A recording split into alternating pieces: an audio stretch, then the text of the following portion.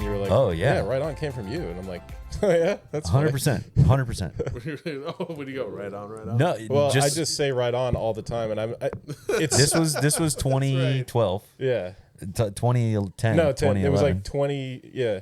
Yeah, it was like 2009 because I graduated 2010. Tell me all the stories, boys. Yeah.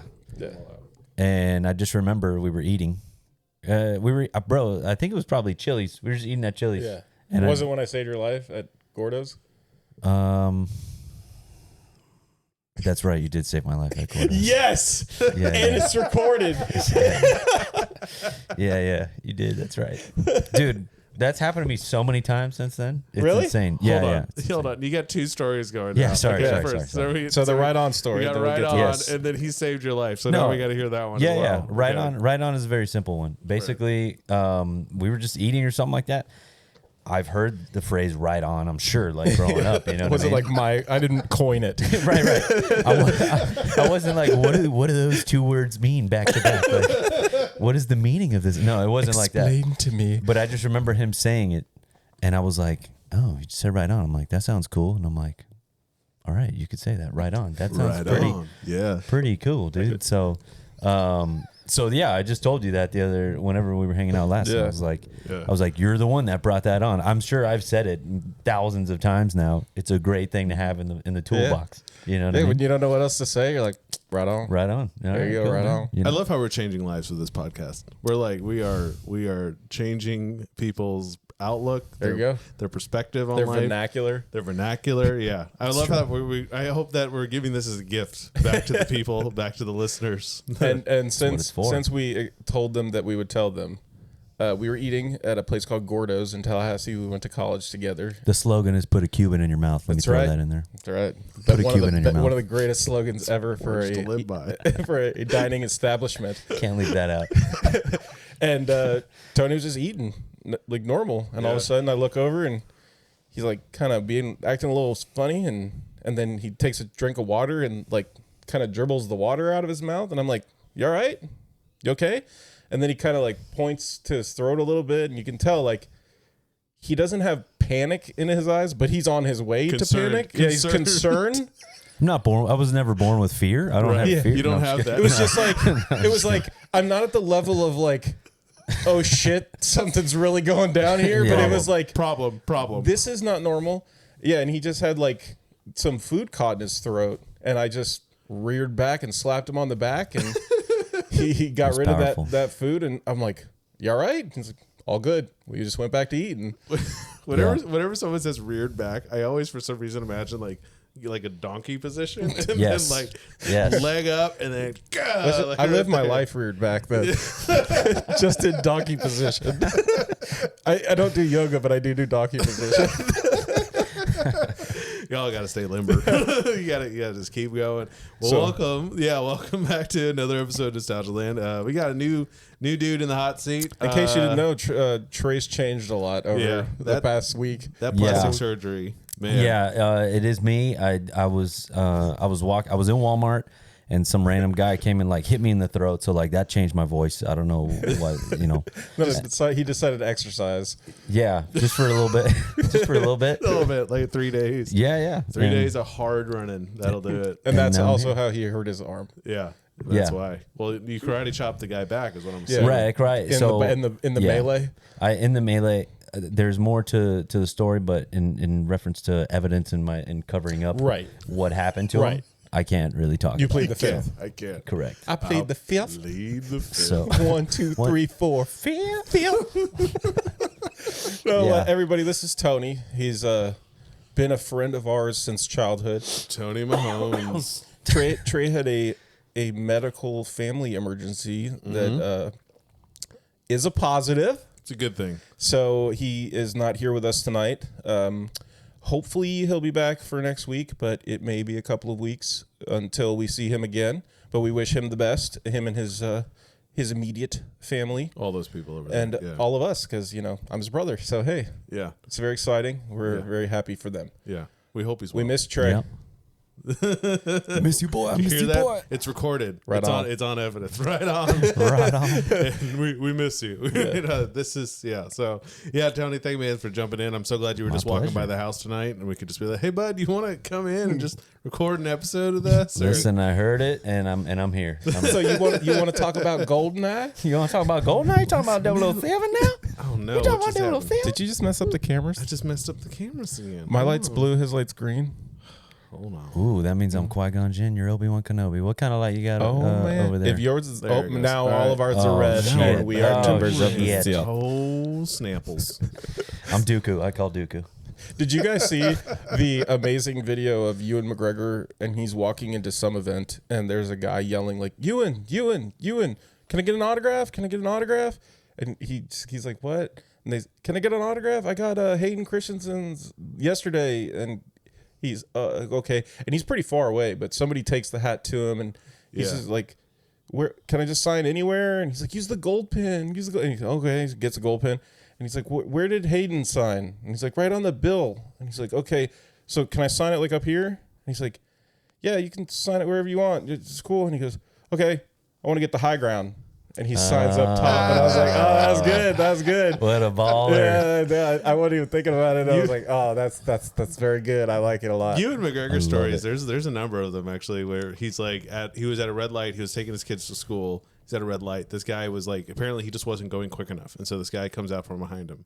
And he's out in LA. So it sounds like Miami traffic, but it's in LA. Yeah. So the guy, he's not going fast enough. The guy pulls around him, like nearly clips him. He's got his kid in the car. So he chases him down and like pulls right up next to him at the intersection, rolls down the window and starts cursing the guy out.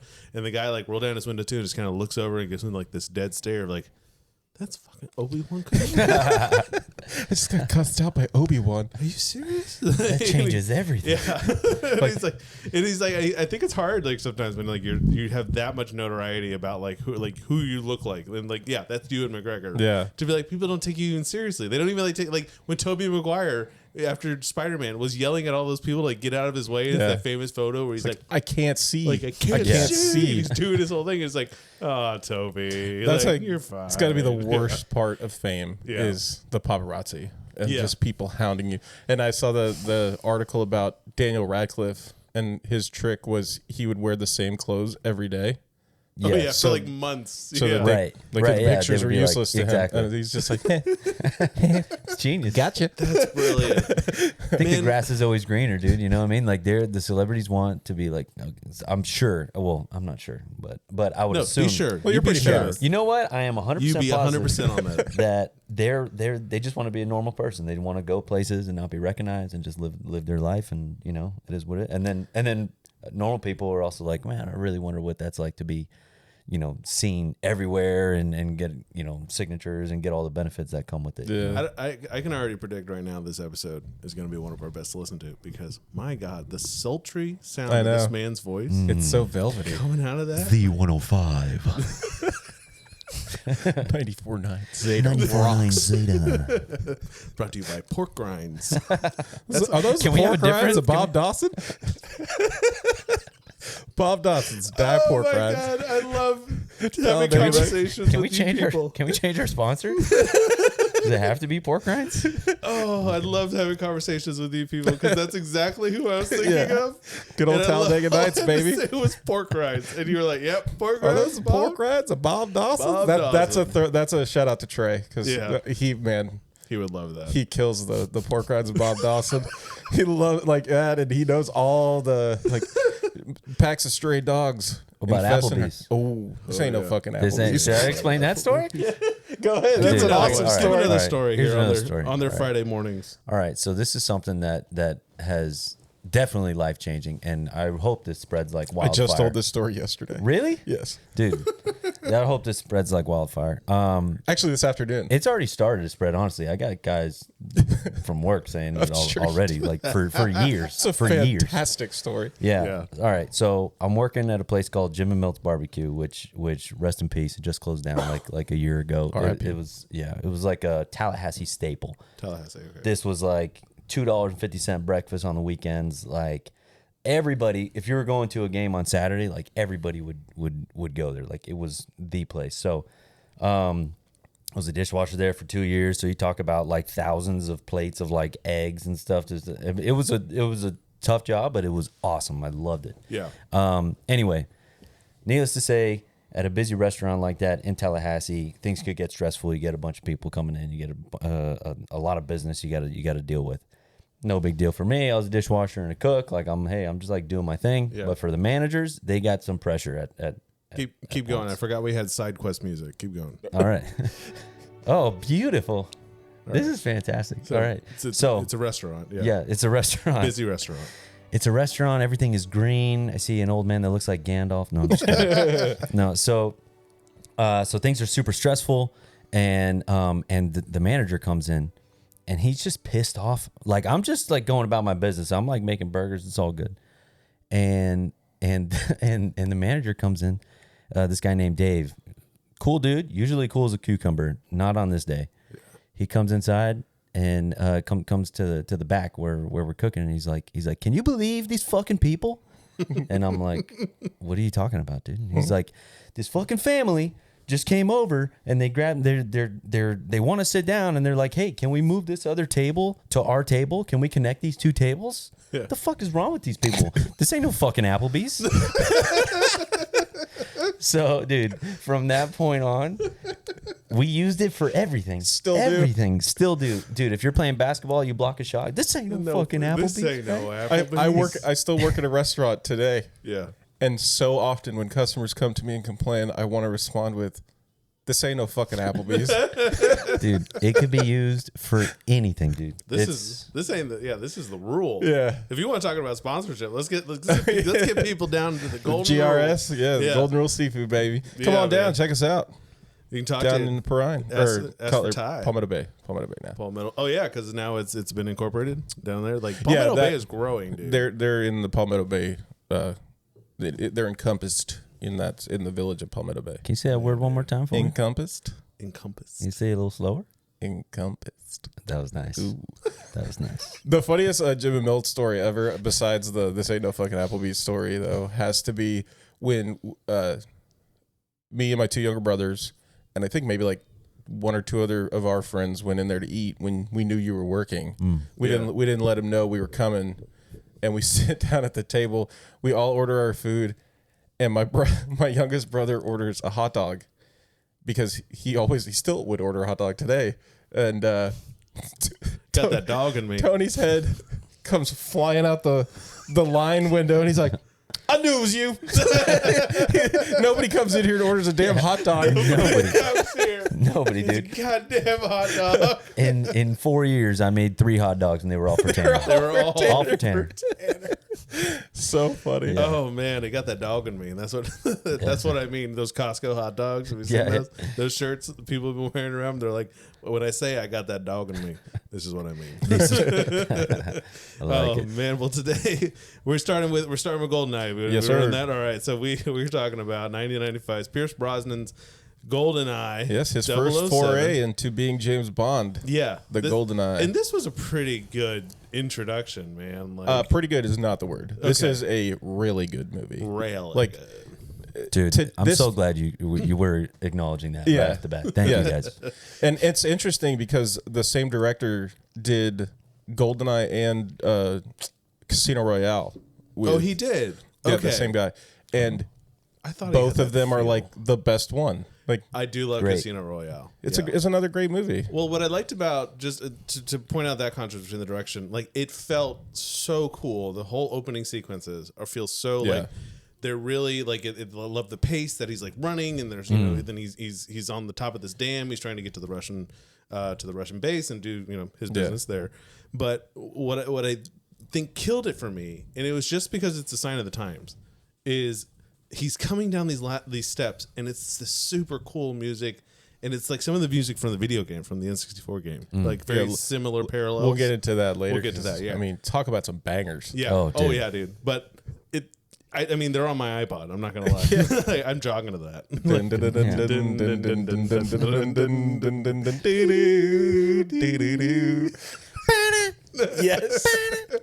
Yes. No, but what kills me is he comes down, and then there's just this weird change in the music, And it's like obviously like 1990s synth drum pads, and it was just like everything was awesome until this one. It's the first 9 minutes of the movie too, and then there's just this weird little and it's this awkward drum beat and piano synth keyboards. And it's just like, no, this was it was early 90s. Yeah, those are the things, the costs, the price you pay. Yeah. When you use music that's cool at the time. Yeah, that's cool for the time. I mean, I think we all remember. I know that they call like the World War II era people the greatest generation. Yeah, but the 90s were pretty awesome. I gotta say, the 90s are pretty awesome. I feel like we're stealing that. We're stealing that from them. The second greatest generation. Or first greatest prerequisite to that. Yeah, I feel like first greatest once removed. I mean, think about what we've been through. Think about what we've seen in just our lifetimes, from the 80s to the early aughts. That like we went from having 8-bit flat graphic video games to now, fucking you put on goggles and you can leave a phone call on a wall. Like this from the new Apple Vision. Have you seen those? You can leave your phone call on the wall and go watch a movie and like have it enormous in your bathroom and just like, oh, that's my movie bathroom. It's so crazy. Yeah. And you see the changes like from having none of that really around. Yeah. You know what I mean? Dude, I was just talking about this yesterday. Obviously, we got a nice last bit, probably the greatest time just for freaking Blockbuster, dude. Yeah. Dude, Blockbuster? Like, well, look at what Best Buy's doing. All their physical medium is gone from their stores. You can't go in and buy DVDs. You can't go in and buy CDs. It's all gone. But you can buy a scooter. You can get your scooter at Best Buy. A scooter? Yeah, you can get an electric scooter at Best Buy, dude. It's so crazy to think. Like, the $5 DVD bin? Oh, you know how many amazing movies that I got out of the $5 DVD bin? Yes. Every time we'd go in there, I'd be like, well, I got to go look through this for an hour and a half. Find the good ones. Dig to the bottom. And it's like, well, this movie was crap, but it's $5. Why was I was one of the people who like as I'm searching through and start organizing them. I'd be like, oh, that's a thriller that goes over in that corner. You're like, oh, here's 12 copies of Cars. It's like Kung Fu. They all need to go together. I got 6 copies of Kung Fu Panda 2. just holding them. I'm like, but which one's the best one? And I would obsess about the boxes like being perfect. Anyway, sorry. Back to this movie. Back to the movie. Back to this movie. Great opening sequence. Whole thing's amazing. Yeah. The one first thing that I was like, oh, okay, was he gets to the dam, middle of the dam, and it's a beautiful sequence. And sometimes it's like, does that make sense altogether? But he's standing there and he's got his arms up. He's looking up, and you can so clearly that it's tell not him. That's not Pierce Brosnan. He's trying to mug it. Yeah. He's like, so you can't tell that it's not him. Maybe it's not me. It's not Pierce. No. And so it's so obvious. Please, I'll try to connect this to the podcast, the clip of that, because it's hilarious how you're just like, oh yeah, go Pierce, go. But I have a feeling like Pierce got there and he's like, I'm just the face. Like I'm the face. Yeah. I'm not standing on some. This is the moneymaker. Huge. I mean, it's a great moneymaker, dude. Talking about Pierce Brosnan, dude, and it's easy on the eyes. Money in the Bank as James Bond. Like the we'll talk about it as we go through, but the way he plays these scenes is so awesome. Like he's so together, even in like these crazy moments. Yeah. And then at the right time, he shows a little bit of emotion. He gets a little pissed off, but he's always like. Yeah, you expect that from. He's cold. He's cold. Yeah, you got it. He's in that kind of 88. You know, he's 007, dude. He's got to. You have to have an element of being cold, because if you get easily irritated or anything like that, you come unglued. You ain't no secret agent. But I will say, I'm biased for sure. Like growing up, like this movie, this Goldeneye was like the 007 for me. Okay, and like because we hadn't had one. Right. That was the first one in years. Exactly. That was gonna be my next question. How many years was it between? Because there was like the ones in the 70s, wasn't it? Yeah, and then there was ones in the 80s too, I believe. I think Roger Moore. Or there was first one was Sean Connery, of course. Yeah. There's been many. Yeah, Roger Moore, Timothy Dalton. Yeah, or Timothy Dalton. Is it? Yeah, yes. I think you only had a couple, or maybe one or two. Yeah. So obviously there are a bunch of different ones, but for me it was like Pierce Brosnan, and it's kind of like it is definitely a generational thing. The movies that you'll see, whether they make remakes of it, it's like no, this is the one. Now I will say the Daniel Craig, I love him. I love those too, but yeah, the way that he represented James Bond, Pierce Brosnan, I was like, all right, is the mold. Like that's the one. It really did set the tone, I think, for the whole franchise, like as a rebirth of James Bond, because I do think like he's so cool, so calculated. And then you put him in different situations, and you're like, okay, like how would, if this was like a buddy cop movie, like someone would be like screaming and like trying to crack a joke and being Chris Tucker essentially, as next to Jackie Chan, and then you just get Pierce in there, and like you said, like he's just like robot, like and from like I know like you've fired weapons and fired guns and stuff like that, and you have a pretty good knowledge of that stuff. Like from when you did you go back and watch this and were you ever like, come on, dude, like no, that's not how we shoot. Like I mean, in most movies, you'll definitely see like some ridiculous things, you know, and of course there's like slip ups, like man, what's really good. I love the Sicario movies. Like the Sicario movies are sick. Like they're awesome. Which ones are those? Sicario. Sicario. That's with Benicio del Toro. Oh, okay. Yes. And Josh Brolin. Yeah, where it's about the cartels and stuff. There's like one scene where they're in a traffic jam and like a shootout's about to happen. Like the guy doesn't even have like his mag well is empty. Like he has no magazine in his rifle. And he's like, excuse me. Yeah, whatever. Those slip ups are gonna happen. I'm not knocking it. Love Sicario, but those kind of things happen. This, you do kind of keep your eye open to certain things, like how are they holding the gun? How are they maneuvering with it? It seemed like, I'll say this. I'll say this. I don't know what the round count is for Pierce Brosnan in this movie. Okay, I would say he probably fired at least 3,000 rounds, maybe, with a rifle. And I want to say all of them are just hip fire. Like hip fire to AK-47 rounds, dude. Like, and the craziest you thing? Better have the greatest instincts in the world and the greatest like the force, whatever, dude. Like in order to be able to. And now, I mean, he's tapped into the universe. That's what he's sensing everything, man. Yeah. Now I can't knock it because it was effective. Dude never misses a shot. You know what I mean? It was effective. Never misses a shot. Hip fired AK-47, and then. For half the scenes, he's got his Walter PP7, I believe. Yeah. Which little side note, I was 007, probably around this time for Halloween. Around I think I was like 7 or 8 years old. Had a little suit, had a little bow tie. Nice. Somebody in my family gave me a real gun. No. Yeah, dude. Oh my god. Empty. It was empty. Okay, but sure. Dude, but now I feel like maybe it was a different time. It was more acceptable. I think going door to door. I think what it was is a bad idea, dude. Yeah. Man, whatever. It was greatest Halloween of my life. I'm sure. No. We're gonna go. I'm not knocking it. Yeah, if we're gonna do this stupid 007 costume, we're going all out. Yeah. Here, give the 8-year-old the gun. We're gonna do it, right? So go big or go home. Go big or go home. Right. So anyway, as much love and as near and dear as I hold that to my heart, the PP7, because of that Halloween experience. I do have to. I don't want to say criticize, but it's just something to acknowledge. Feel free to criticize what we're here for. Just something to acknowledge. 100%. Dude, he did some. He fought so many Russian dudes just with that gun, like, and that gun alone. Like, I don't know how many mags or how many rounds he had, but like, it was insane. Like, if you're gonna carry like 10 mags of PP7, like, why don't you just carry something else? You know what I mean?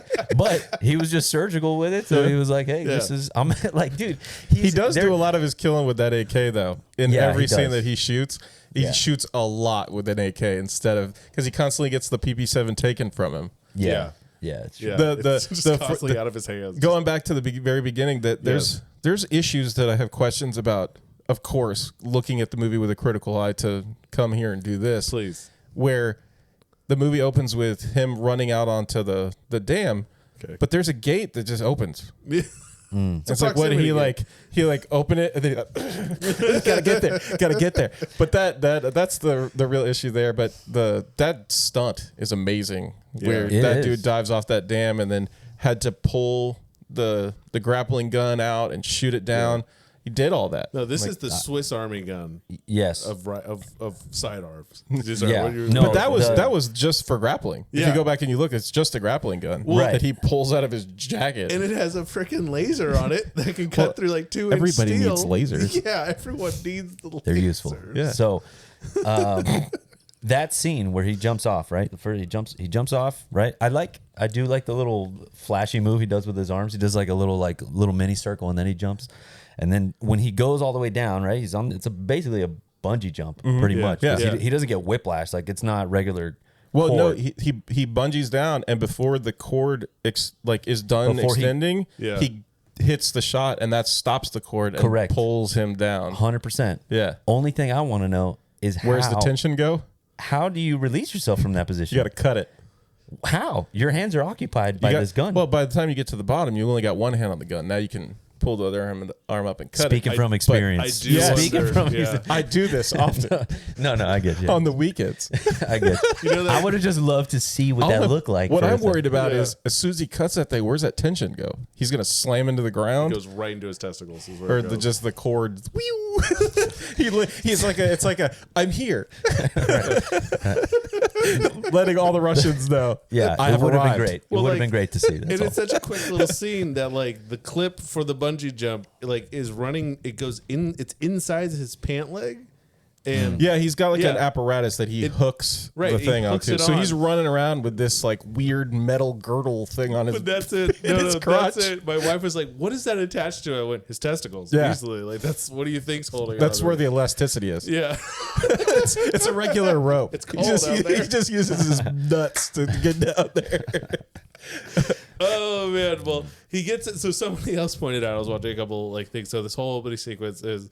He's jumping off the dam. Yeah. Goes down, cuts a hole, goes down more stairs. You saw everything wrong with. I did. I saw it. And then he's keep going down, down, meets Sean Bean. And then they go up. And then a little bit. Yeah. They go like a little bit. Like a foot.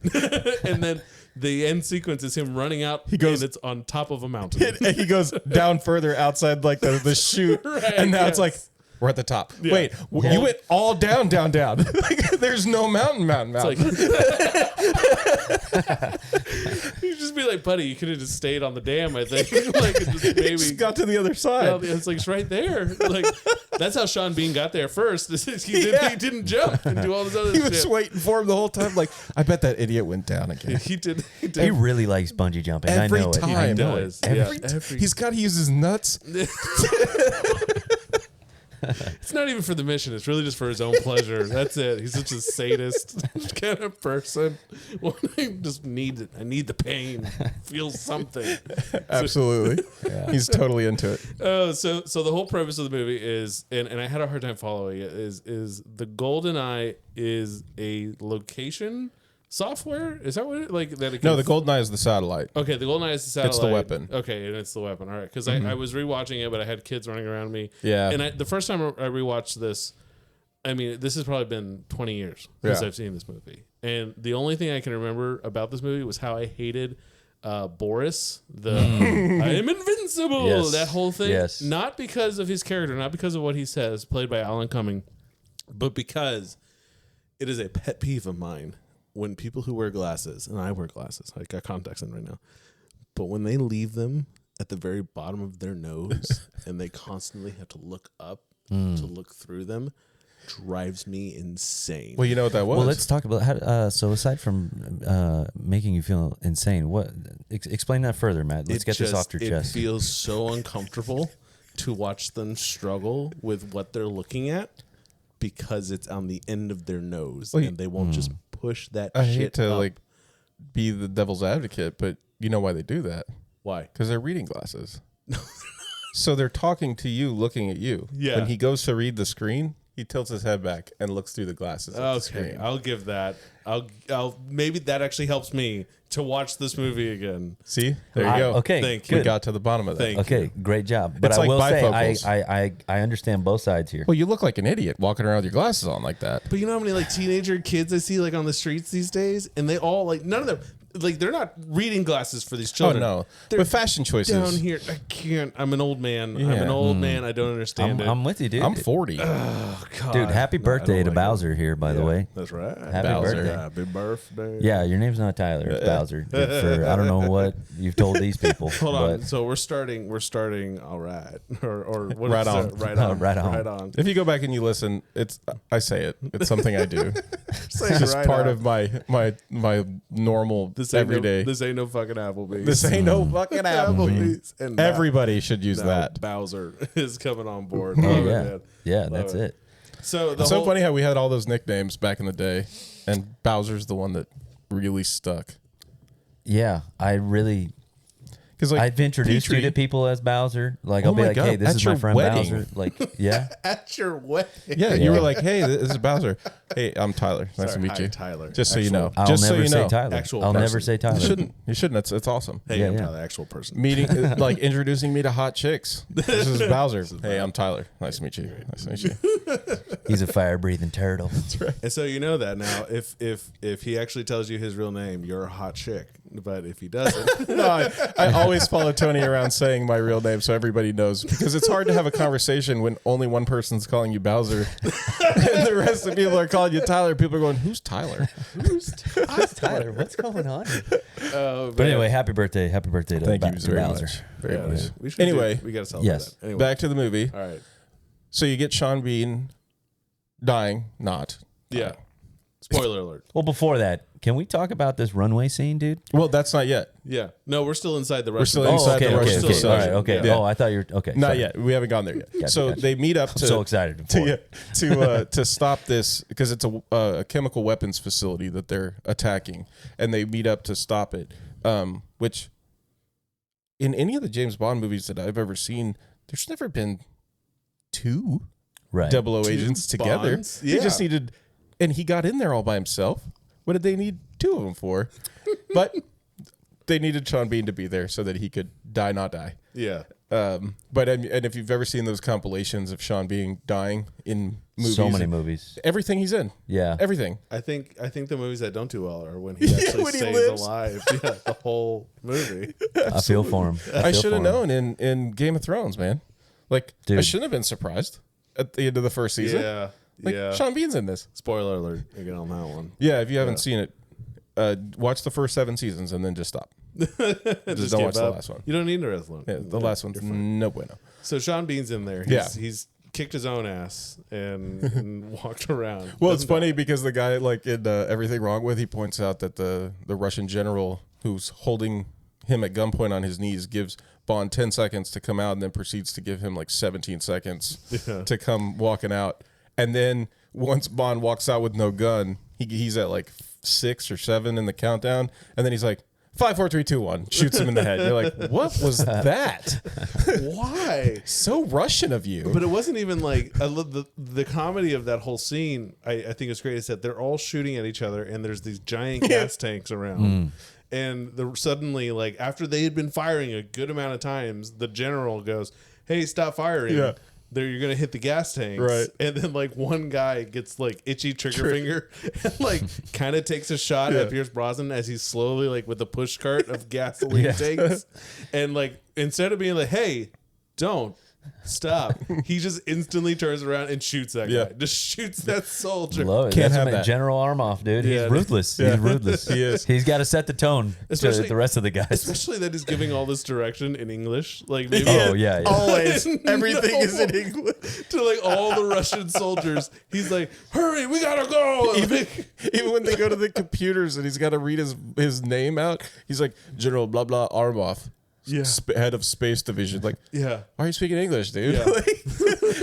I will say I am thankful for that because it's a little less reading for our. I don't have to read. No more reading. Especially when it came out. Reading, but I'm all for reading. But when I was 7 or 8, I would have been screwed. I would have been like, "What's going on?" You know what I mean? Want this? Yeah. Now a Quentin Tarantino movie like Inglourious Basterds, I'll read all day. And you do read a couple books by the end of that movie, pretty much. And it's worth it. You know, every second of it. Definitely worth that effort. But what's the other point? Well, I love when how James just knows that this massive wall of gas containers can be let loose by shooting one bolt. Dude, I'll tell you what that is. Attention to detail, dude. It is. Attention to detail. He's moving with the cart. I love how it's a squeaky wheel too. I love it.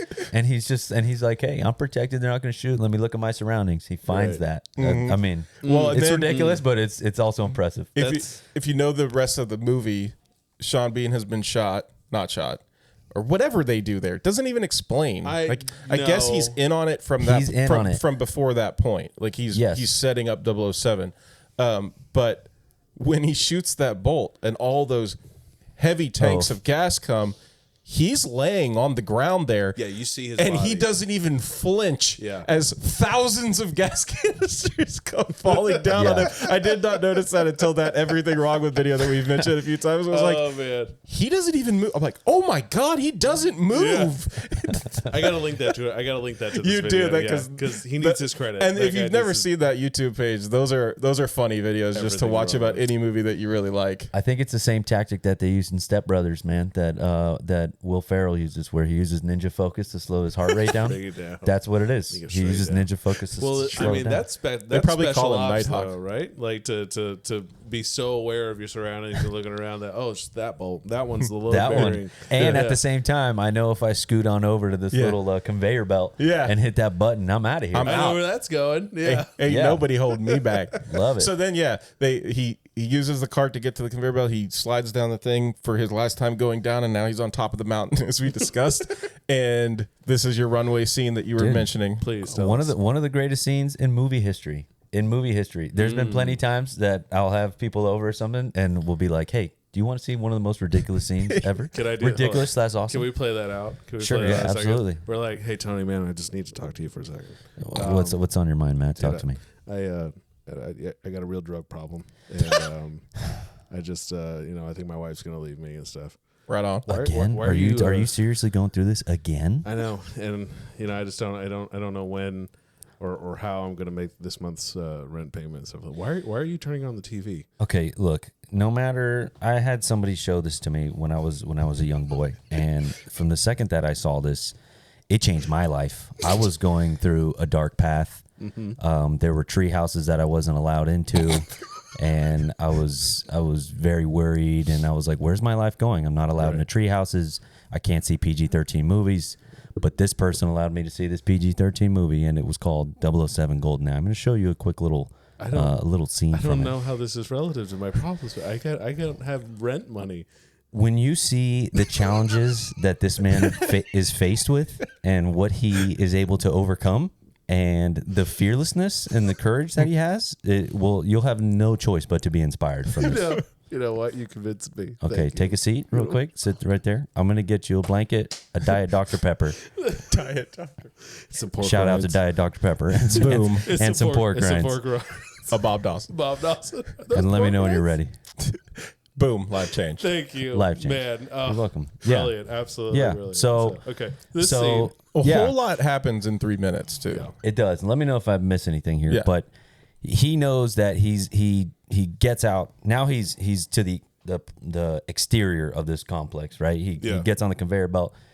He like slides down, rolls out. Immediately he's faced with like gunfire, right? He's shooting, he's moving.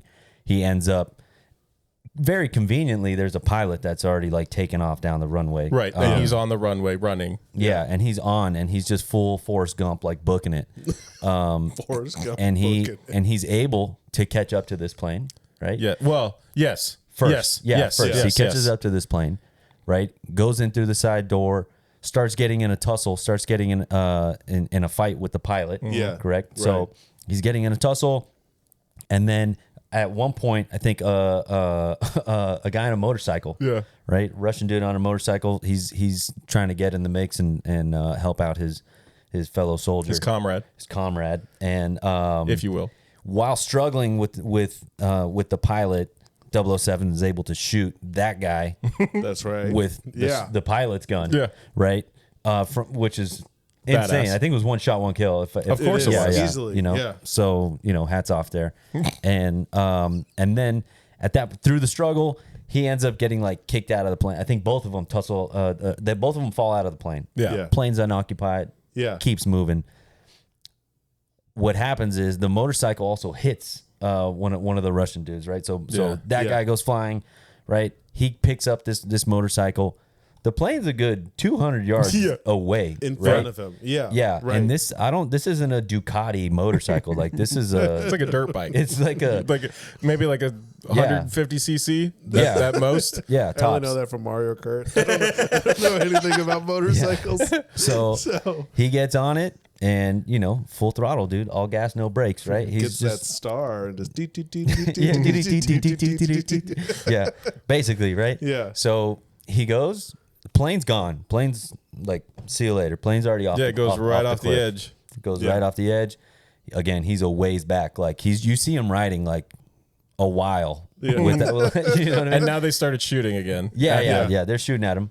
And then I think Armoff says, "Hey, no, hold your fire." What's the point? Because they're like, "Hey, what's the point? This guy's for sure we dead." don't have cable yet. This is the most entertaining thing I'm going to get all week. Yeah, watch this guy jump exactly.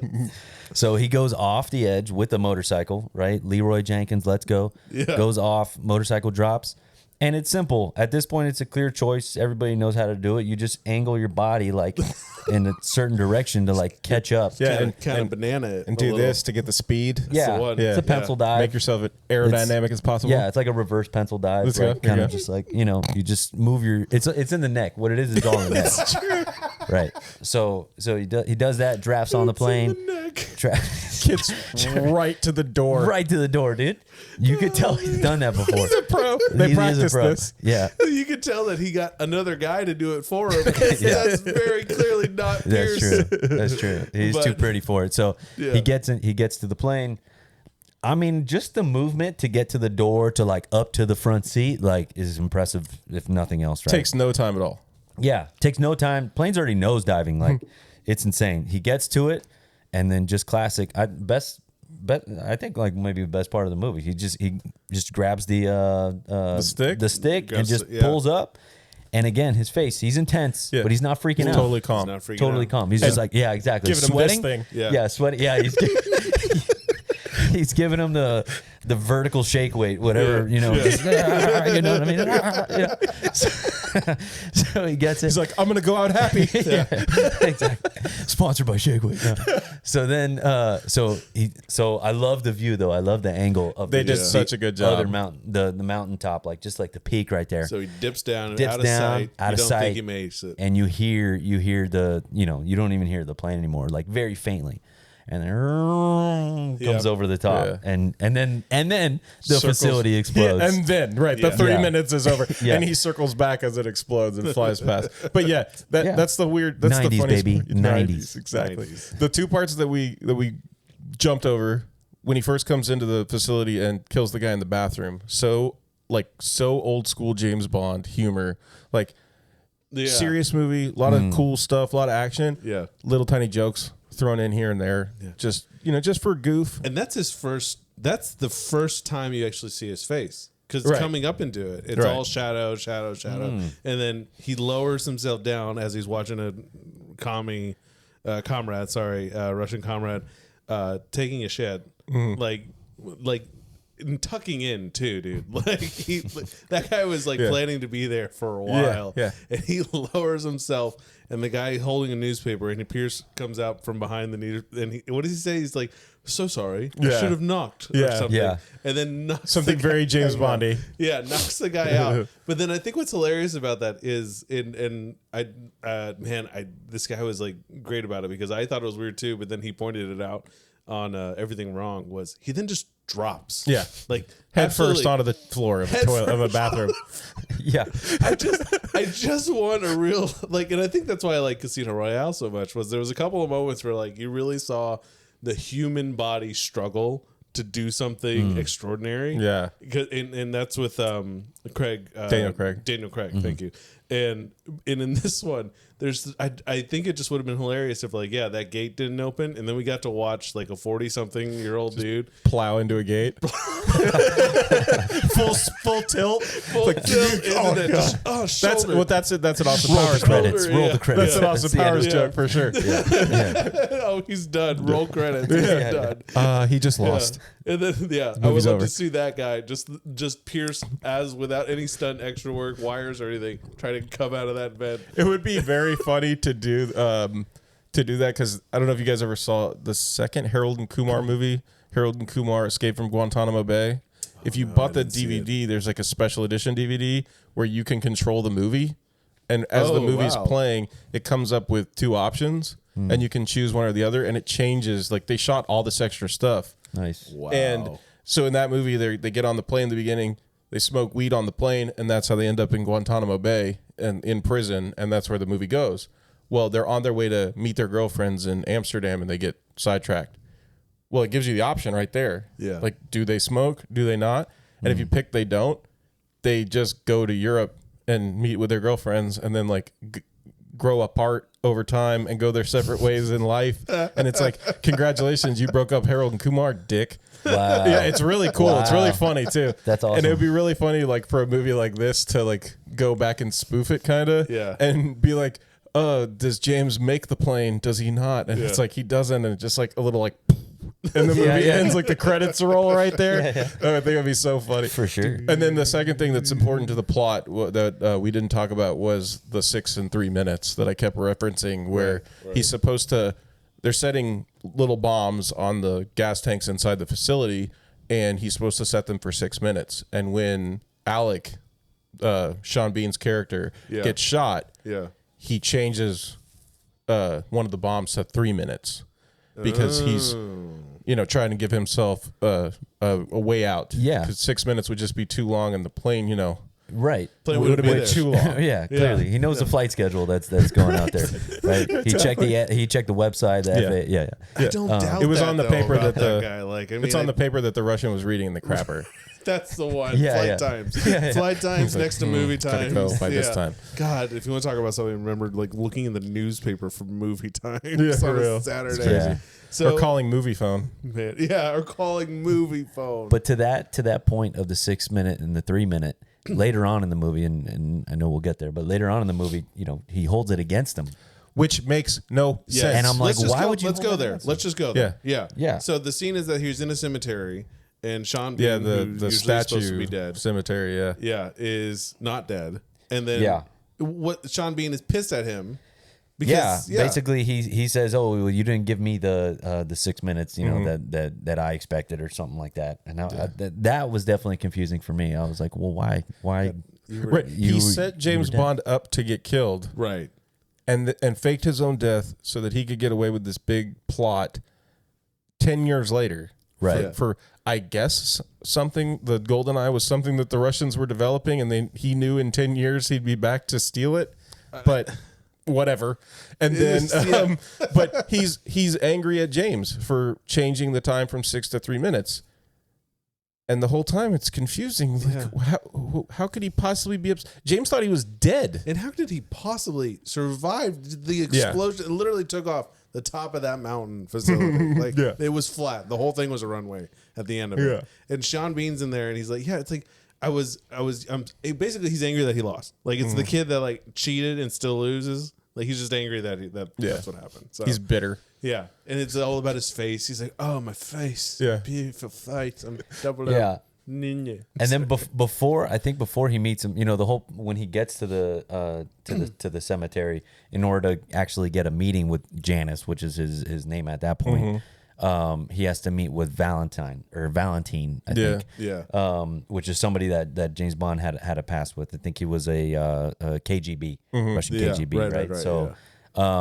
So he explains, which I didn't really know too much till I watched it for the last time. The whole history behind the Leonis Cossacks. Exactly, the Leonis Cossacks. So that was like. Well, I know when I was little, you're a child, I was like, it goes way over your head. I'm like, what is it? And he doesn't really go into it too much. He says it like real briefly. Says it for a couple seconds, and then it makes more sense of why Trevelyan or why Alec or Janice, whatever you want to call him, has set up his whole motive. Yeah, exactly, his whole motive, and he wants revenge on Britain and everything for it. Right, man. Yeah. It's stuff like that. Like, when I go back and I was like, I just remember this being cool, and then like, oh, there's an actual story behind it. The funniest thing. The story makes sense though. Like when he gets to the end and he explains to James why he did what he did, even though James already knows he was a Cossack, and basically after the war, they figured they were going to get killed by the Russians because they were traitors to the Russians, and then they gave them to the Brits instead, and the Brits punished them.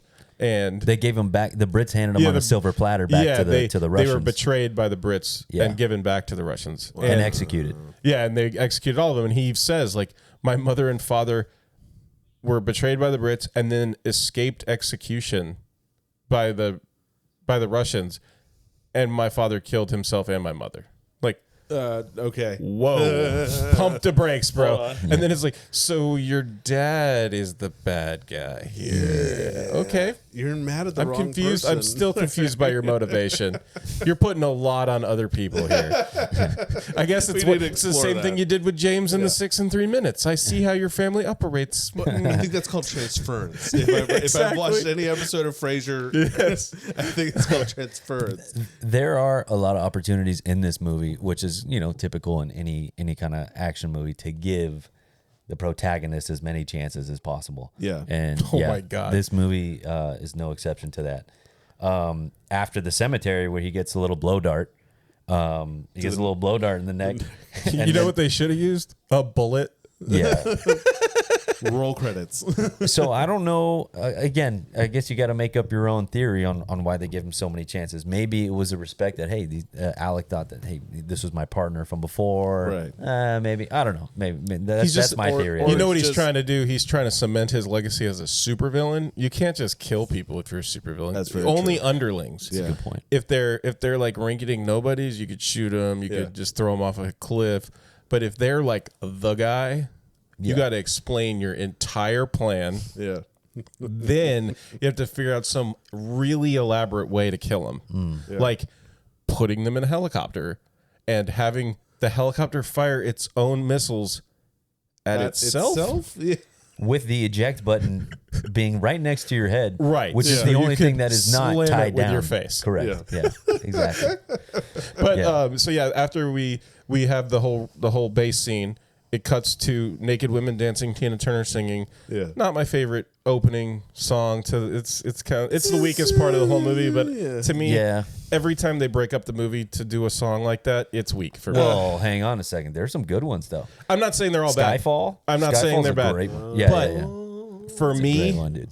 it's like, just get on with it. Right. I appreciate it, and it's not. I don't hate it, but it's just like I don't care. I don't care. Tell me you don't look at those shadowy ladies. Oh, but they're very sexy. The sex appeal is there. It's there. Every James Bond movie. Yeah, everyone. The next one, there should just be the cameo. Would just be it's all men.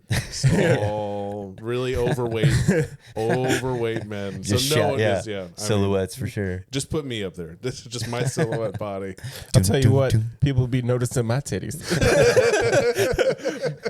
But then you go to the. I don't like this James Bond. What's this movie sucks. But then you got the whole cool scene with the cars, and he's in the sweet old school Aston Martin, and Onatopp shows up in the Xenia Onatopp. Love it. Shows up in the Ferrari. They have like the cool race down the thing, which has some of the funniest cutscenes if you pause it. Because I was watching this whole behind the scenes thing where it was, I think it was the director, maybe. Yeah. It was somebody involved in the movie. Maybe it was the stunt coordinator or somebody. And he knew, it must have been the stunt guy because he knows every stuntman's name. He explains the stunts and everything. It's a really cool behind the scenes thing that I was able to find on YouTube. Nice. And you talking about the clear man's face driving dude, her car? Like a 40-year-old dude might as well have a mustache. Dude, and it's supposed to be hot ass Onatopp. Bro, it looks like Sting from wrestling. The dude's jawline, like it's clear, like white makeup, like the whitest makeup ever, dude. And I got a Sting impression from it for sure. So funny. Yeah, like it's really, really quick that that it shows up. But if you pause that movie and like you can go these days, you can go frame by frame through things, so you can really catch it. And it's just like, and that's not your mother; it's a man baby. No, that is a gift to humanity to be able to keep going by frame by frame. For sure. But like that sequence you're talking about, I think it was when Natalia gets kidnapped and he gets the tank. Oh, that's later on. Sorry, later on. Sorry, that is sorry. I was thinking about two different things, but that whole. This is when they're coming down the mountain road. Yes, I'm sorry. This is the first time you see Xenia, and he's in the car with the girl who's evaluating him. The bikes. Dude, that is ridiculous. And where they come down and there's the huge pack of bicycles, and it shows, and like they're right over there. Yeah. Yeah. And then they race down the road at like 90 miles an hour for like another full minute. Yeah. And then they switch seats. And I thought it was really funny how they did the domino joke where they go past them and they're gone. And then the one guy's like, huh? And they all like fall over because screw those. Like, I hate those dudes. I was hoping that they would hit him, honestly. Take him out. I was like, I know, I've seen this movie before. I know it doesn't happen, but I'm kind of hoping it does happen. Where's the tank? We don't need it. You're not cool. We don't appreciate you slowing down old Cutler every Saturday and Friday afternoon and Sunday morning. The worst is like the one old dude out there, like, oh gosh, come on, man. Just there's plenty of back roads. There's other places you can ride. Plenty of back roads. Main. Okay, I'm sorry. 8% of those dudes are cool. Just throwing that out there. 8%. Yes, only there are some cool guys who are like. Shout out to the 8% yeah, of cyclists that are cool. Shout out to the 8%. 8%. You're the 1%. We appreciate you. Yeah. So. And then it goes. He has sex, of course, with the lady who's there to evaluate him. Because why would you send an attractive woman to evaluate James Bond when you know that he is a womanizer and can basically bed anybody except Moneypenny? He's. I guess he's sent there to. They don't really explain it. He's just kind of there. But where he goes to the casino, you're saying? Yeah, I guess he's there to see, because they know Onatop is part of Giannis's group. I think so. They don't really explain it very much. But he does. He seems to be looking for her. Yeah. And then you get the whole scene where she takes the Admiral onto the yacht and kills him with her strong leg moves, her crab-like leg maneuver. That guy, though. Which, let me just say, there are many ways to go in this life. All right? And most of them are worse than that. Yes, that's all I'm saying. I'm not saying I want that. I'm not saying I want that. But the only thing I'll say about her, because she's super hot. She's also the Phoenix, too. Yeah. You know? It's true. Oh. And isn't Boris, what was the name that he's Nightcrawler. He's Nightcrawler, dude. There's 2 X-Men in this movie. Yeah. There may be more X-Men. Keep your eyes open. Yeah. Keep your eyes open. You never know. Yeah. But they could have taken some of the lipstick off of her teeth in this movie. I mean, man, high def. It's just like she smiles and it looks like she's got lipstick like in between her teeth. Dude, she is a murdering Russian. It's true. Maybe she's got a lot going on, dude. It does add to the psycho factor. So she's got a lot going on. She's like rubbing it on, and then she just takes a bite. Well, you see this woman, she is a crazy person. Yes, she is. Like the scene where they come into the bunker where the Goldeneye missile is, or the weapon is, and he has her shoot up everybody with the AK, and she orgasms while she's shooting everybody. And I like how Armov is looking at her. That is the best part. Yes, it like cuts over, and he's like, "This fuck, what the hell? Oh my god! Who am I in the car with right now? What is going on? Let's go to work." Oh Jesus! By the way, if you want to stop James Bond, is that Armov's norm? Yeah. That's his real voice. Oh Jesus! They paired us up with this. That's his inner monologue.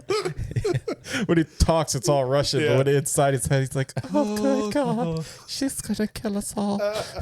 He's almost like English. Yeah, almost English. Almost. Because every accent I do is almost. It's almost this. It's almost New York. It's almost $40 for pizza. $40. Oh, God. So what happens after that? Well, what happens after the casino? I would say like if you want to solve the issue of James sleeping with every like psychiatrist or psychologist that comes in, just replace that actor with Oliver Platt, the dude that plays from like Three Musketeers.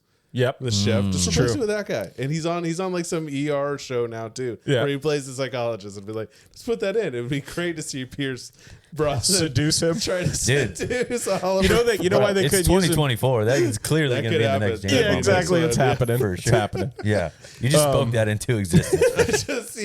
I'm manifesting. Yeah. After that, they which is the funniest part that one of the YouTube videos I watched pointed out. She kills him for his identification, and she gets one of her friends to fill in and do the co-pilot, be the admiral. Oh, right. So they can get onto the ship to get into the helicopter. Yeah. And when he shows him the identification, he's just like, "Yep, here you go." So they totally didn't need to kill that guy at all. They could have just like knocked him out or like tied him up, and then just been like, "Oh, we had a fake ID made." Yeah, because that guy was like, "Here." You could have given him a library card, and he'd have been like, "Hey, Admiral, get on the boat." Don't you feel Don't you feel like I think about henchmen in these movies all the time? Yeah, and like thinking that there might just be one out there that's like competent enough to be like, I know that's not the general. I know that lady's crazy. I've heard things about this person. Whatever they want to do, I'm just gonna let him do it, and I'm going home. Like I'm walking away from this. Screw you guys. I'm going home. Going home. Well, like there's Sean Bean in the first sequence though. Like he's walking through the labs, and there's like a scientist, guy walking around in a white lab coat. That's where you first get the hint that he's a bad guy. And he just kills him. Yep. He just kills him. It's like just knock him out or do something. No, that guy had to die. Yep. Like that he's guy Russian. had to Dude, go. Yeah. Speaking, I'm glad you used that word knocking out. Okay. Knock him. There's a knock him. There's something that is not in movies today that I think the 90s were the last time for it. And I miss it. I think all of us miss it somewhere. It's the old school karate chop knockout, dude. Where has that gone? The judo chop. The judo chop, dude. Yes. Yeah, when karate, yeah. Stay tuned. And it's in this movie a couple times. It's in Goldeneye a couple times. It is. Yeah. Before he goes to, Xenia drove him somewhere. Xenia drove. She drives James Bond somewhere. That. Yes, yeah. And I think this is a little bit later on. Like he just keeps getting the best of her, which she's like, the pleasure was all yours again, Mr. Bond, whatever. Yeah, it's after the sauna scene. Exactly, great scene too. Great scene. Yeah. Reminder: I would not mind going out like that. Okay, all right. No, so before he leaves the car, quick little karate chop from the back. Out. Bam. And she's out. She must be out for hours, dude. Like he's got to be careful with that thing. All right. Yeah. You never know. You could cause a coma. Aren't they registered as lethal That weapons? judo chop, you never know. I think he's got it down to a science. That's probably true. It's probably part of his training. Can you speak to that a little bit though? Because I know you've done fighting and stuff like that. How hard do you have to hit someone in the neck to like? You wouldn't. I've done a little bit. I've never had that done to me intentionally. Yeah. And I've never implemented a judo chop. So I'm as much as I would love to say I'm experienced in this regard, I'm in not. that field, no. But I think it's in I'll other. work I on think that. it's like I'll work on I don't remember what it might be. It might be Austin Powers. So It is also Powers. where he like hits somebody and they're just like, "What the hell?" like ow. Yeah, they're like, that hurt. Yeah. But Who throws a shoe? well, then the ridiculous part of the boat scene is how she's all dressed nice and the two pilots.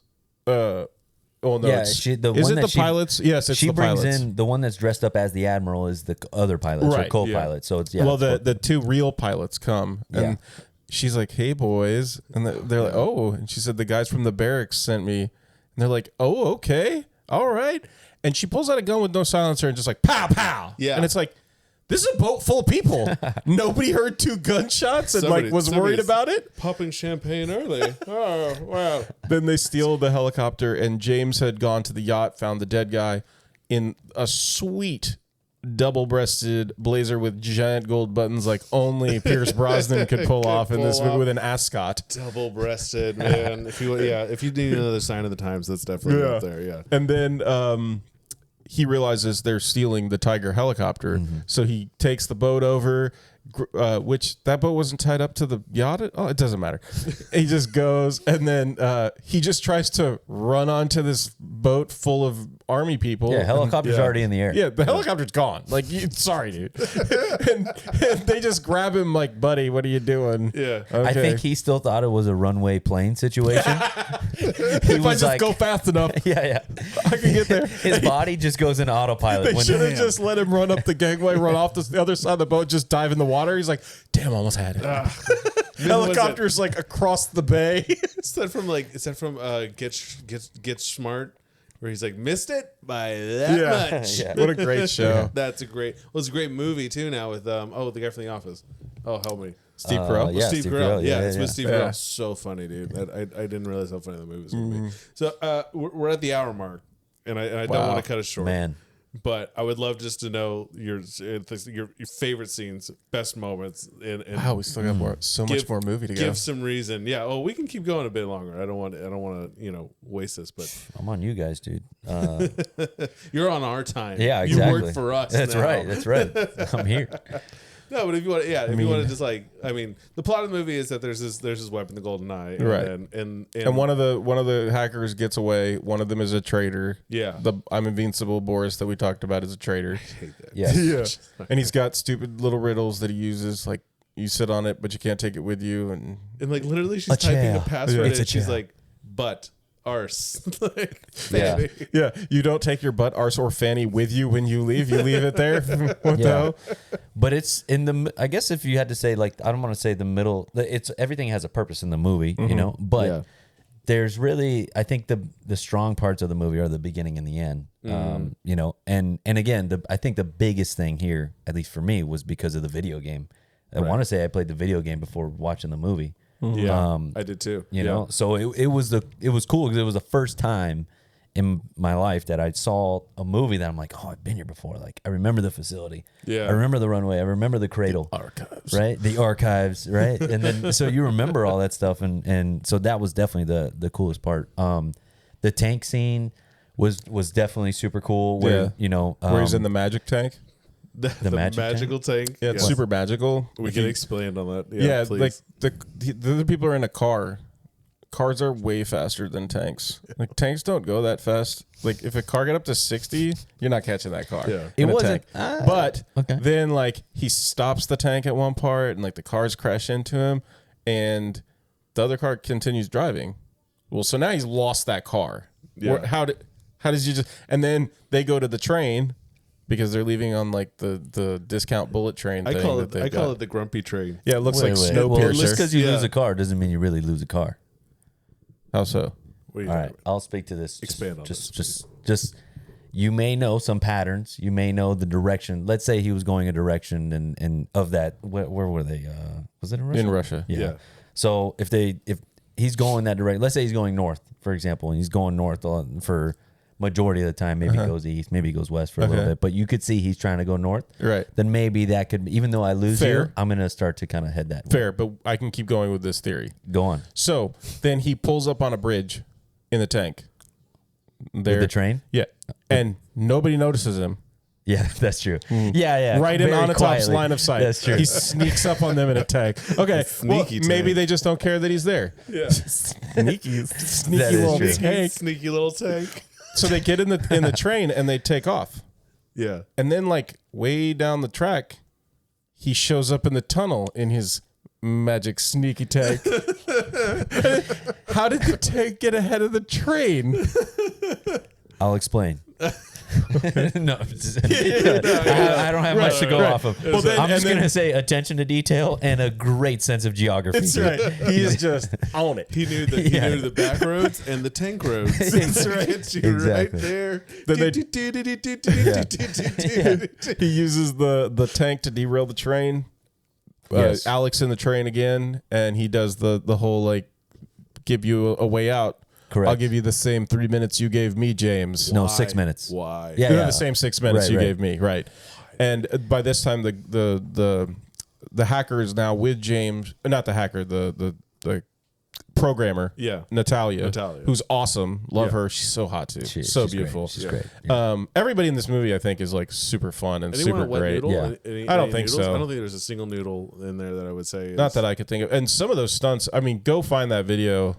If you want, like, if you're interested in that, like, it's really cool, the stuff that he talks about, especially like when they're doing the tank scene and the guys drive the Jeep off the bridge, like into the water. Wow. The guys time they just jump out of the car. Oh, really? And they time that jump so perfectly to, like, be clear of the car when it lands in the, it's really cool, like the stuff that he explains. It was very interesting to learn about. The only qualm I had with the tank scene is it reminded me too much of that meme where this guy is up in a tank and this other guy's like, he's like, Kyle or something. He's like, Kyle, get out of the tank. And he goes, you're not my dad. You're not my dad. You're not my dad. He goes, get out of the tank. I'm literally in a tank. That's get from out of the tank. That's from Parks and Rec. Oh, it is? Okay. And he's like, you're not my dad. You're not my dad. Because that scene where he appears on the magical bridge that, like, out of nowhere, and he's like at a much higher elevation. It's so funny to me because it's like Pierce Brosnan, like, from like chest up, and he's just like, I'm in a tank. Yeah. And he just pulls through. And it's like, dude, his hair is still perfect. Everything is perfect. Yeah. He went through 45 brick buildings, but every time and a truck full of Perrier. Right? Perfect product placement. Like, perfect product placement. Yeah, it would have been great if it was and hair's perfect, dude. It would have been so funny if he pulled up in the magic tank on the bridge when he overlooks the train, and he just, like, pulls up the Perrier. That would have been so awesome. Got one. Yeah. Just grabbed one on the way through. Well, they get out of the train just in time because apparently you need to download files remotely from a computer. Yeah, doesn't make there's things that don't make sense. He uses, I got to throw in there, he uses the cool watch laser too. That was the cool watch laser. And I remember in the game there were little strips that you had to like laser boxes through. you had to cut out so you could climb through them and stuff like that. And earlier, just a quick little thing back to a little bit prior to that scene.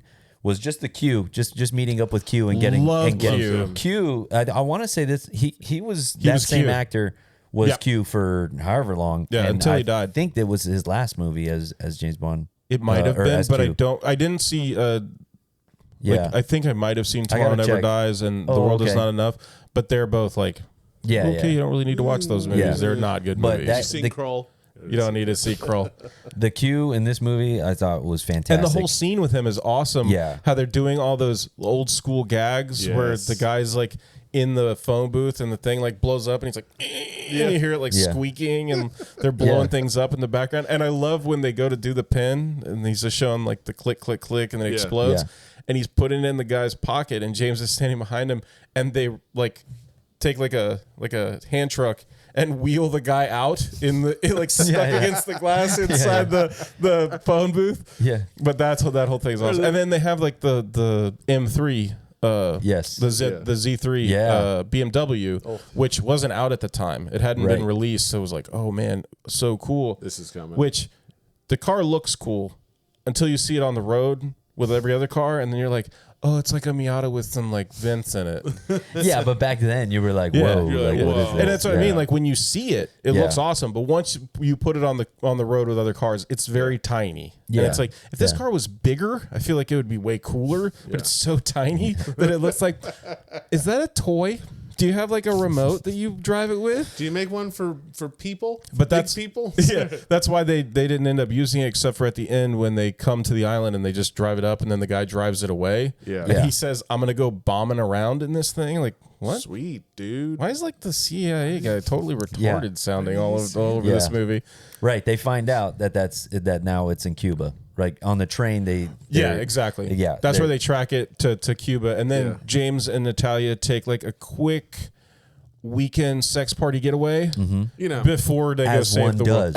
As you'll do. You got to stay loose. You got to. Hey, I know we got a lot going on. What was it? What was the line earlier? All gas, no brakes. All gas, no brakes, dude. And remember, it's all in the neck. You got to make sure your neck is loose. You gotta make sure you don't get a loose neck unless gotta be limber. So they trace it to Cuba. But fun fact, because there's a second Goldeneye satellite, and they're going to try and stop them from using it because he's going to use it to shut down all the banks and all the things in England and set everybody back to the Dark Ages. Exactly. So they're flying over in their plane and they can't locate it. Right, but then they find it in the water. A missile comes at them. Useless, stupid plane crash. Yeah, pretty much. Yeah. Goes down. Who shows up in a helicopter? Xenia on a top. Right, and that death was pretty gnarly. That's a super gnarly. That was definitely the best like death or kill from James Bond in the whole movie for sure. You know what's super crazy about that, dude? Is how her body stops a helicopter from pulling her.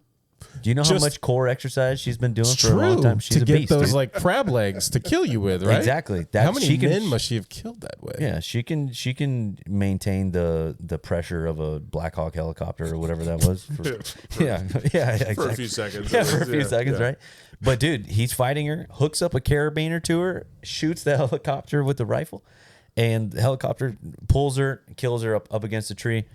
Pretty gnarly. Pretty badass. That's a crappy way to go. Right? So, anyways, the antenna comes up from the water.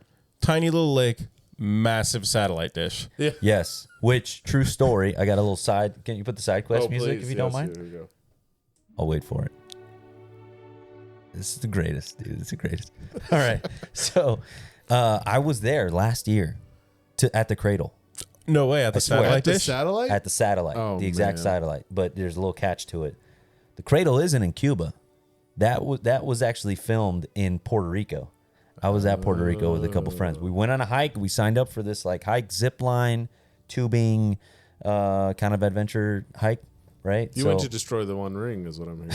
It was a journey. Yeah. It was a journey, and we went through some shit, and I'm gonna tell you that right now. And that is a pun intended. Okay, so I'm like, we're walking on this hike, and I don't speak much Spanish at all. The guides don't speak much English at all. So, but we're making it work. So we're going along. And I see like a big open area, and I'm like, man, this kind of like looks familiar, but it has like debris. The satellite has been down for a couple of years. Yeah, no one's keeping it. Right? Yeah, nobody's keeping it, but it looked really familiar. And I heard him say something, James Bond. And I was like, what? Is that the cradle over there, dude? It looks a lot like cradle. I'm like, James Bond, like Goldeneye? He's like, yes. So basically I find out Goldeneye was filmed there in Puerto Rico. So as I'm on this hike, I'm like, that's where freaking Goldeneye was filmed. Like, this is insane. I'm like, even if like it just started, if I just turned around like 20, I'd be like, all right, this was worth it. I'm done. Good hike, guys. Yeah. I came to the cradle. Janice, the Trevlin is down there somewhere, you know. So I would anyway. have been with you though. We were like, that's it, cool. I'm going back to the bar. I'll see you. Good hike, guys. From the cradle to the grave. You know? Hey, nice. So low hanging fruit. So the story is we keep going. We zip line, right? Really cool experience up to this point, right? So we zip line, and then we get to this river. Excuse me. The water's flowing pretty good, right? I've done a couple little hikes and stuff before. I've gone a section of the Appalachian Trail. You can drink the water. They say if the water's moving, then it's fine to drink. But, you know, still water, you don't want to mess around with all the bacteria and all that stuff. Right. So the guides are like, hey, you could drink this water. It's, you know, it's flowing. It's like little waterfalls and stuff. I'm like, hell yeah, I'm going to drink this water. This is great, dude. Drink the water. All right. Couple, I don't know, maybe 10 minutes go by. We have tubes now that we got to like hold on to and move. And we're moving like a ways away. So we're tubing throughout a little section. Then we climb up to like this huge area. It's a big bat cave. It's a cave. What makes a bat cave a bat cave? Just as a when cave bats live in it. Usually Bruce Wayne. Okay. Yeah. Right. Sorry. Yeah. If you see a car. Shout out to the first couple episodes, right? Yeah. So anyway, it was cool. It was a cool bat cave, right? Jumped on. But at this point, I'm like, I got to take a shit right now. Got the bubble guts. Dude, and my stomach is usually like an iron stomach, dude. Yeah. I could eat whatever. I could eat. Doesn't matter. Yeah, I could eat. Yeah. You know, from college, I could eat anything, dude. Like, no problem. But this was a different story. So I'm like, all right, dude, there's something in that water. Like, I'm about to shit my pants. So dude. Jump in the water, right? We got to jump off a little cliff or something. So now I'm with a group, and I'm like, I got to get somewhere that I can do this. But we're floating down tubes like in a river, and you can't really get, like, you're kind of surrounded. Like, you can't just like pull off to the side and go find a spot. Like, you're surrounded by almost like these little cliffs. Yeah. So I'm like, all right, so I just got to wait till this thing's over, you know, like till we go downstream. Only turns out that the current is going like 0.0005 miles per hour, dude. Like it or knots or whatever. Like, I am barely moving. I'm like trying to splash to like get me to go. I'm like, dude, I got to get out of here, right? Yeah. So anyway, I'm like dying at this point, and I can't do it right there because I'm surrounded by people in tubes. You're about to shit all over everybody. I don't want to do that to him, right? So you suddenly become the story they tell every year at Christmas. Exactly. I saw the cradle and this guy shit on me. Exactly. So anyway, we go a little. I hate James Bond. Yeah, we go a little further. And again, the whole time I'm looking for a way. I'm pale, dude. I'm like messed up. Everybody's like, dude, you don't look good. I'm like, I just need to do this. Try to survive. So I see the guides, and I get to them. I'm like, I got to make sure I'm first. So I'm like splashing my way up. Everybody's having a nice relaxed time. I'm splashing my way up. I get to him, and I'm like, all right, where am I going? And he's like, and I look up, and it's like 35 feet. It's basically rock climbing for about like 35 feet. And I'm like, no, I'm about to my pants, and I gotta go rock climbing, dude, to get this done, you know? So anyway, I just turned the switch, went into, I tried to go into James Bond mode where it was just like, just get it done. The vertical shake weight mode, you know what I mean? Like, just get it done. So pull a plane out of a nosedive. Climbed up, nose out, same intensity, you know what I mean? Arms out, chin up. That's what you do. Yes, yeah, all in the neck. It's all in the neck. That's how you shit your pants. Yeah, arms out, shut up. So whatever.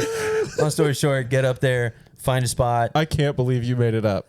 No way. Yeah. Find a Dude, spot. I'd have been like, Dude. everybody up. Yeah. I'm shitting in this river. Everybody up. I'm going to feel so much better climbing that rope. There was no time. I had no time or patience for anybody else to go. I had to just get up there, find a spot, and go. And that's what happened. My shirt is still there in the woods in the forest of Puerto Rico. Sorry about that. But after that, it was about 1.5 miles of a hike out. I started to kind of regain a little bit of composure. My composure. You know what I mean? But that was my cradle experience. That's crazy. Yeah, man, and with that, thank you all for joining us. Wait, we got to finish the movie out real quick. Nostalgia land. So they get to the cradle, they stop the stuff, and then crazy part of the movie when James and Trevelyan are fighting, and they end up at the bottom of the point, and James is holding him, and he's like, for England, James, because he was always about the mission and never about himself. Yeah. And for England, James, no, for me. And lets him go, lets him drop. And that scene where he hits the bottom of that thing is so brutal. The guy talked about it in the video online where that dude's leg breaks in like 12 places. It's all bent the wrong way and stuff. Yeah. And he lives. He's still alive. From falling like it's got to be like 150 to 300 feet somewhere in there. Yeah. And he's bleeding out of his ears. He's bleeding out of his nose and his eyes. And I'm like, well, they did a good job at that. And it was just so they could drop the cradle on him and have him still be alive. Just brutal. Yep. They really wanted you to like be happy about this. Yeah, dude. Like this guy was a traitor, a piece of crap. We're going to do it right. Yeah. They finished it strong. Yeah. I don't know what it is, but that was always when I would come in the living room and that's the scene that's on is that one. And it's like, oh, it's happening again. Okay, cool. I gotta go to school. The last part of the movie, which I thought was worth noting. You know how the Marines are hidden in the grass? Yeah. And he's like, hey boys, Marines up. Yeah. You know, whatever, the Marines come up. You don't hear anything prior to that, but right then the 2 helicopters come into frame and start making noise, like helicopter noise. Like, so it was like, wait, you guys didn't hear these helicopters that were right above you until he said Marines up, and then now you couldn't see them? Yeah. yeah. You got them still. Because your vision is only the same square that we can see. Yeah, exactly. Because literally he's like, Marines up, and they're like, there. Yeah. It's not like they came down from very far. No. I love it. Well, he hurt his neck earlier. So from keeping it loose. He's like Batman in the early suits where it's just like...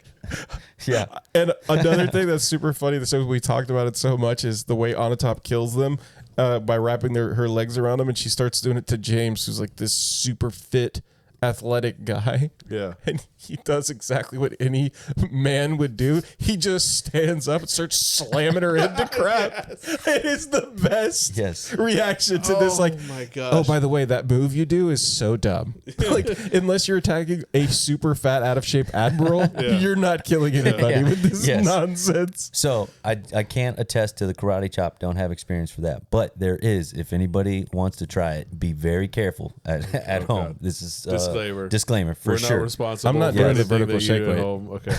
I'm not doing the vertical shake weight. If that's where you're going with this. No, sorry.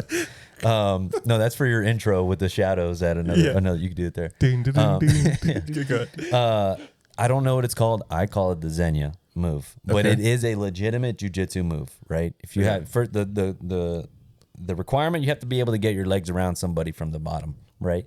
So if you do that, if you get your legs around them from the bottom, right? And then you wrap your arms underneath your legs, like the back of your knees. Grab your arms together and cross your feet and squeeze. Yeah, that sounds awful. That'll do it. And it is, terrible. I'm telling you, the pressure is insane.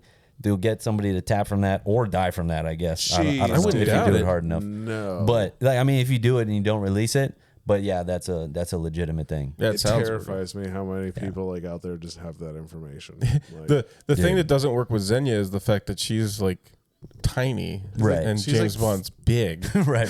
She's like 40 pounds, dude. Like, the way he throws her around that room. I'm telling you, if you know, a guy half my size wraps his arms and legs around me, it's gonna take a while for me to get messed up. I'm gonna stand up. I'm gonna do what Matt Hughes did to that guy, where it's like, you may knock me out, but I'm gonna slam you to the ground first. Like, you're gonna have to live through this. Exactly. Exactly. Can't do it on a Bowser. You could do it on like a Koopa. Koopas. Oh, well, like Wario could get it off on me. You know, like samesies, same sizes. You know. Oh man, samesies. That's adding into this list. This has been good. A lot of fun. Yeah, dude. Glad that you joined us. I wish that Trey could have been here.